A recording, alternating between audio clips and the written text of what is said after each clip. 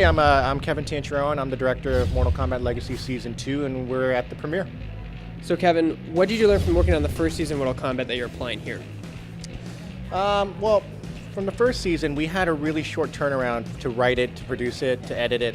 So we had a lot more time to design the fight choreography and the action sequences. So we were very happy about having that time to really kind of go through it, choreograph it, shot list it. And also, we had the time to actually write a season that is more linear, as opposed to an anthology that Season 1 was. How did fan reaction to that Season 1 influence anything for the new season? Absolutely. I mean, I read a lot of the YouTube comments, and it seemed like a lot of people were very interested in finally getting to the tournament. So that's exactly what we did this time, and people wanted to see actual fatalities that they've seen from the game, so we went ahead and did that as well. Did the success of the first season open up a bigger budget to incorporate more elaborate sequences into this season?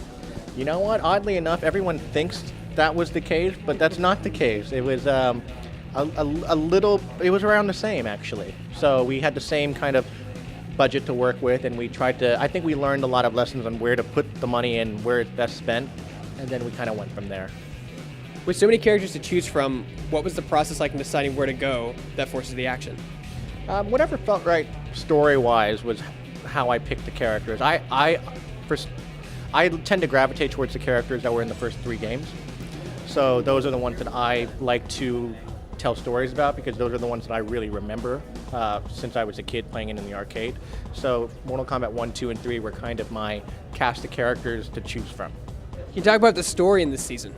Yes, it's taking place over the tournament. You're going to meet Liu Kang, actually, which admittedly I was not a huge fan of from the first game, because, you know, as a character, he's not as interesting as Scorpion or Sub-Zero. He's like an Asian kung fu master, essentially Bruce Lee, and his his fatalities was like a cartwheel kick. So there wasn't a lot of colorful moments with Liu Kang. So when doing this one, we wanted to include him but make him so different. I remember telling the writers when we were talking about it, the only version of Liu Kang I ever want to do is if the first time we see him, he's alone, he's drunk, at a bar. And then that kind of just opened up the discussion on where we take him, and that's how we took it. How do you work with NetherRealm on the game side of the franchise?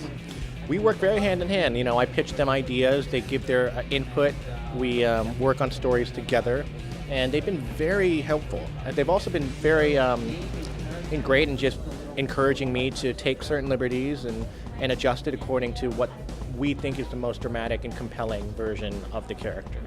There's been some recasting. Johnny Cage is now cast by Casman. What was the reason for that? Just out of curiosity.